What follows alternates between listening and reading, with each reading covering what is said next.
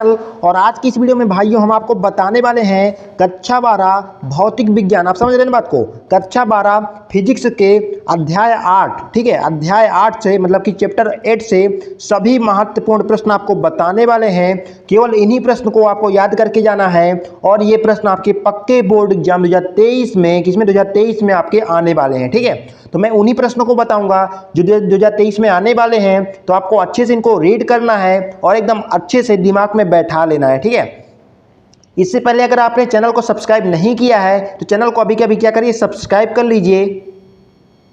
कर लीजिए और वीडियो पे एक लाइक कर दीजिएगा। जब आपको वीडियो पसंद आती है तभी लाइक कीजिएगा, वरना ना कीजिएगा, कोई दिक्कत नहीं है, ठीक है। तो बिना किसी देरी के वीडियो को शुरू करते हैं। तो भाइयों आप यहाँ पर देख सकते हैं, मैं आपको चैप्टर नंबर 8 से, जिसका नाम क्या आपके सामने यहाँ पर लिखा है, नाम वैद्युत चुंबकीय तरंगे, चैप्टर 8 का नाम है। और उससे सभी महत्वपूर्ण अति लघु उत्तरीय प्रश्न आपको बताने वाला हूँ। केवल इन्हीं प्रश्नों को आपको याद करके जाना है किसमें, 2023 के बोर्ड एग्जाम में, इंटर के बोर्ड एग्जाम में। और आपके पूरे के पूरे नंबर यहीं से आएंगे, यहीं से केवल, ठीक है। चैप्टर 8 से अति लघु उत्तरीय प्रश्न आपको केवल इन्हीं को पढ़ना है, इसके अलावा कुछ भी नहीं पढ़ना है। अगर आप एडवांस में पढ़ना चाहते हैं कोई दिक्कत नहीं है, एडवांस में आप पढ़ सकते हैं। लेकिन अगर आपको स्मार्ट स्टडी करना है तो केवल आपको इन्हीं प्रश्नों को याद करके जाना है, इन्हीं से क्वेश्चन बनते हैं, ठीक है। ये वेरी इंपॉर्टेंट क्वेश्चन हमने शामिल किए हैं आपके लिए, वेरी इंपॉर्टेंट क्वेश्चन है, ठीक है। चलिए एक एक करके क्वेश्चन आपको देख लेते हैं। यहाँ पर देखिए, यहाँ पर हमारा पहला क्वेश्चन जो कि है बहुत इंपॉर्टेंट है। यहाँ पर देखिए चैप्टर क्वेश्चन नंबर 1 है हमारा, विस्थापन धारा का सूत्र लिखिए, ठीक है।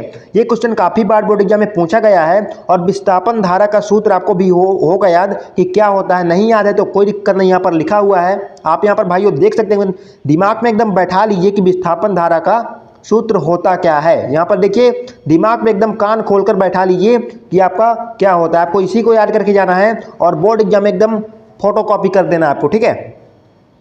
अगला क्वेश्चन यहाँ पर देखिए क्या है, क्वेश्चन नंबर 2 है आपके सामने। निर्वात में वैद्युत चुंबकीय तरंगों के वेग का व्यंजक आपको लिखना है, ठीक है। यहाँ पर निर्वात में वैद्युत चुंबकीय तरंगों के वेग का व्यंजक लिखना है। तो आपको व्यंजक सिंपल सा लिख देना है, छोटा सा एकदम। देखो यहाँ पर क्या लिखा हुआ है, बस इसी को लिख देना है और एकदम पूरे के पूरे आपको नंबर मिल जाएंगे।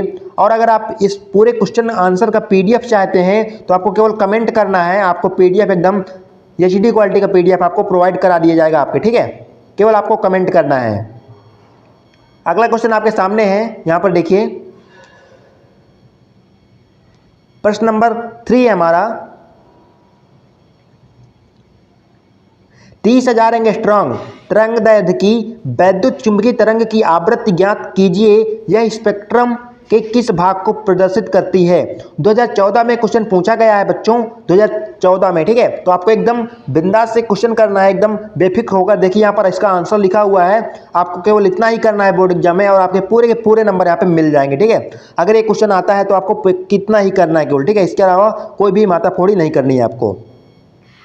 अगला क्वेश्चन यहाँ पर देखिए, क्वेश्चन नंबर 4 आपके सामने है। बहुत ही क्वेश्चन इंपॉर्टेंट है आपके लिए, वेरी इंपॉर्टेंट क्वेश्चन हम आपको बता रहे हैं, तो बिल्कुल भी आपको मिस नहीं करना है। टॉपिक एक भी क्वेश्चन आपको मिस नहीं करना है, ठीक है। क्वेश्चन नंबर 4 आपके सामने है।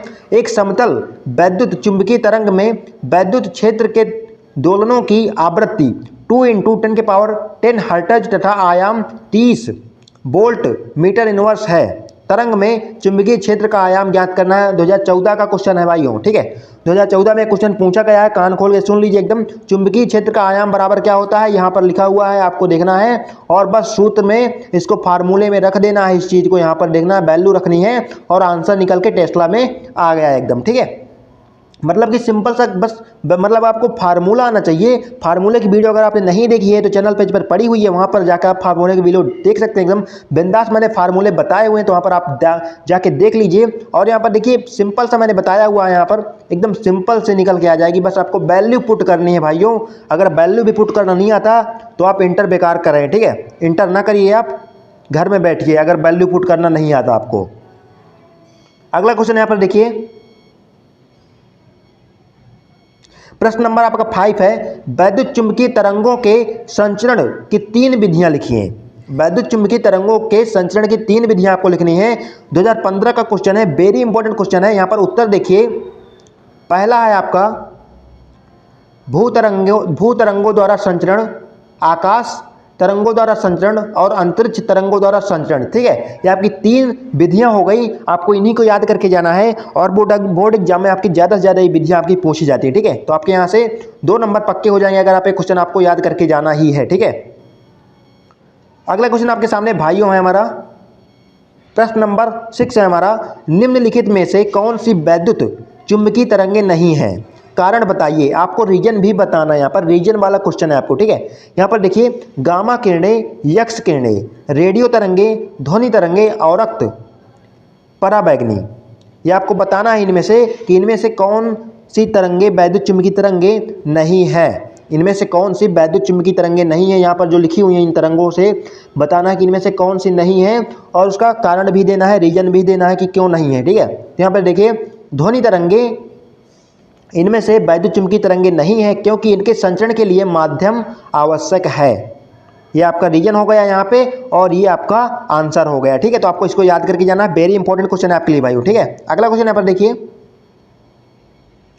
दृश्य स्पेक्ट्रम की तरंग दैर्घ्य का परास लगभग कितना होता है। ये क्वेश्चन भी काफी इंपॉर्टेंट है, आपको याद करके जाना है। दृश्य स्पेक्ट्रम की तरंग दैर्घ्य का परास लगभग कितना होता है। उत्तर आपके सामने है 4500 एंगस्ट्रॉन्ग से 7800 एंगस्ट्रॉन्ग। ठीक है, आपको बताना है इसी का आंसर आपको। ठीक है, अगर आपको नहीं पता है तो यहाँ पर देख लीजिए, आंसर इसका लिखा हुआ है, उत्तर लिखा है और एकदम इसी को आपको छाप के आना है, फोटोकॉपी करके आना है एग्जाम में अगर ये क्वेश्चन आता है तो। ठीक है, अभी से देख लीजिए, वेरी इंपॉर्टेंट क्वेश्चन है भाई, कई बार पूछा गया बोर्ड एग्जाम में। अगला क्वेश्चन आपके सामने भाइयों, प्रश्न नंबर 8 है आपके सामने, विद्युत चुंबकीय स्पेक्ट्रम का कौन सा भाग रडार संचालन में प्रयोग होता है। उनकी तरंग दैर्घ्य की कोटि आपको बतानी है। 2015 का क्वेश्चन है। जितने भी अति लघुत्तरी क्वेश्चन है ना, मैंने इसमें सब इंपॉर्टेंट शामिल किए हुए हैं। इससे बाहर आपको कुछ भी नहीं पढ़ना पड़ेगा चैप्टर 8 से। ठीक है, अगर आप चैप्टर 8 से इन सभी अति लघुत्तरी प्रश्न को तैयार कर लेते हैं तो इससे बाहर आपको कुछ भी नहीं पढ़ना पड़ेगा। ठीक है, यहाँ पर देखिए, तो यहाँ पर उत्तर लिखा हुआ है, सूक्ष्म तरंगें या लघु तरंगें, लघु रेडियो तरंगें, तरंग दैर्घ्य परिसर 10⁻³ मीटर से 3 × 10⁻⁻1 मीटर होता है। ठीक है, इसको भी याद करके जाना है, 2015 का क्वेश्चन है, वेरी इंपॉर्टेंट क्वेश्चन है। ठीक है, यहाँ पर अगला क्वेश्चन आपके सामने है, प्रश्न नंबर 9 आपके सामने है, निम्न में से किसकी तरंग दैर्घ्य सबसे कम और किसकी सबसे अधिक होती है। भाई ये वेरी इंपॉर्टेंट क्वेश्चन है, मैं आपको क्या ही बताऊं कि यहाँ पर मैं लिख दे रहा हूं, आप समझ सकते हैं कि वेरी इंपॉर्टेंट क्वेश्चन है भाई ये। ठीक है, इसको आप एकदम दिमाग में बैठा लीजिए, अभी से बैठा लीजिए। ठीक है, अभी से याद कर लीजिए, निम्न में से किसकी तरंग दैर्घ्य सबसे कम और किसकी सबसे अधिक होती है। या फिर क्वेश्चन ऐसे भी पूछा जा सकता है, यहाँ पर देखिए, वैद्युत चुंबकीय स्पेक्ट्रम में सबसे छोटी तरंग दैर्घ्य और सबसे बड़ी तरंग दैर्घ्य की तरंगों के नाम लिखना है। 2014 का क्वेश्चन है, वेरी इंपॉर्टेंट क्वेश्चन है। ठीक है, यहाँ पर दिया हुआ है नीला प्रकाश, औरक्त किरणें, गामा किरणें, हरा प्रकाश। ठीक है, आपको यहाँ पर बताना है कि सबसे कम, सबसे छोटी तरंग दैर्घ्य और सबसे बड़ी तरंग दैर्घ्य किन तरंगों की होती है। ठीक है, तो यहाँ पर देखिए आप लोग, इसका उत्तर लिखा हुआ है यहाँ पर, सबसे कम तरंग दैर्घ्य गामा किरणों की तथा सबसे अधिक औरक्त किरणों की। ये आपका उत्तर है यहाँ पर। इसको एकदम कान खोल के और दिमाग को खोल के एकदम अंदर बैठा लीजिए। ठीक है, अभी से वेरी इंपॉर्टेंट क्वेश्चन है आपके लिए। ठीक है, ये क्वेश्चन अभी से ये मैं टिक के दे रहा हूँ, वेरी इंपॉर्टेंट क्वेश्चन है आपके लिए। अगला क्वेश्चन है,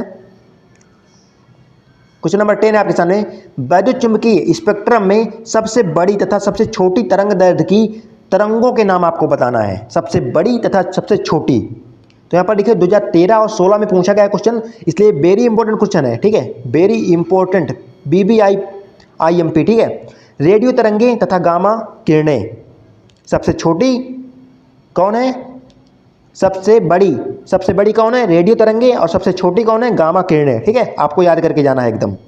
अगला क्वेश्चन आपके सामने है, प्रश्न नंबर 11 है, प्रकाश स्पेक्ट्रम के हरे, बैगनी, लाल, पीले रंगों की आवृत्ति के बढ़ते क्रम में लिखना है आपको। वेरी इंपॉर्टेंट क्वेश्चन है भाई, चैप्टर नंबर 8 के अति लघुत्तरी प्रश्न से वेरी इंपॉर्टेंट क्वेश्चन है। अभी से देख लीजिए, यहाँ पर लाल, पीला, हरा, बैगनी, आपको ऐसे ही एरो लगा के बढ़ते क्रम में लिखना है। पहले लाल लिखना है, इसके बाद एरो लगाना है, पीला लिखना है, इसके बाद एरो लगाना है, और हरा लिखना है, फिर एरो लगाना है, फिर बैगनी लिखना है। ठीक है, इस क्रम को बिल्कुल भी मत भूलिएगा। ठीक है, इस क्रम को बिल्कुल भी मत भूलिएगा, अभी कह रहा हूँ फिर से। अगला क्वेश्चन आपके सामने है, वैद्युत चुंबकीय स्पेक्ट्रम के विभिन्न भागों को उनके तरंग दैर्ध्य के बढ़ते क्रम में आपको लिखना है। ठीक है, बढ़ते क्रम में लिखना, जो 2014 का क्वेश्चन है आपका। तो यहाँ पर देखिए आप क्या लिखा आंसर इसका, तरंग दैर्ध्य का बढ़ना, तरंग दैर्ध्य का बढ़ता क्रम इस प्रकार है, गामा किरणें, एक्स किरणें, पराबैंगनी किरणें, दृश्य विकिरण और अवरक्त किरणें, माइक्रो तरंगे, रेडियो तरंगे, दीर्घ तरंगे। आपको इसी तरह इसी क्रम में लिखना है। मैं चाहता हूं तो कि अभी आप कॉपी पेन लीजिए और इस क्वेश्चन को अभी नोट कर लीजिए, ठीक है, क्योंकि ये 2-3 क्वेश्चन वेरी इंपॉर्टेंट हैं आपके लिए और ये बोर्ड एग्जाम में कई बार रिपीट हो चुके हैं और बहुत सारे बच्चे इनमें गलती कर देते हैं, इनके किसमें, लिखने में। तो बिल्कुल भी इनको मिस नहीं करना है, क्वेश्चन को वेरी इंपॉर्टेंट है, ठीक है। अगला हमारा लास्ट क्वेश्चन है, ये लास्ट क्वेश्चन है हमारा, प्रश्न नंबर 13, 10⁻² मीटर तरंग दैर्ध्य वाली विद्युत चुंबकीय तरंग का नाम लिखना है। वेरी इंपॉर्टेंट क्वेश्चन है, मोस्ट इंपॉर्टेंट क्वेश्चन है। उत्तर इसका क्या है, सूक्ष्म या माइक्रो तरंगे, ठीक है, सूक्ष्म या माइक्रो तरंगे इसका उत्तर है और वेरी मोस्ट इंपॉर्टेंट क्वेश्चन था आपके लिए, ठीक है। ये सभी क्वेश्चन वेरी इंपॉर्टेंट क्वेश्चन है, तो आपको सभी को याद करके जाना है। तो भाइयों, मैंने आपके लिए यहाँ पर 13 क्वेश्चन बताए हुए हैं चैप्टर नंबर 8 से। ऐसे ही मैं सभी चैप्टर की वीडियो आपके लिए लेके आऊँगा, फिजिक्स, केमिस्ट्री, बायोलॉजी से सभी चैप्टर की वीडियो आपके लिए लेके आऊँगा मोस्ट इंपोर्टेंट क्वेश्चन को।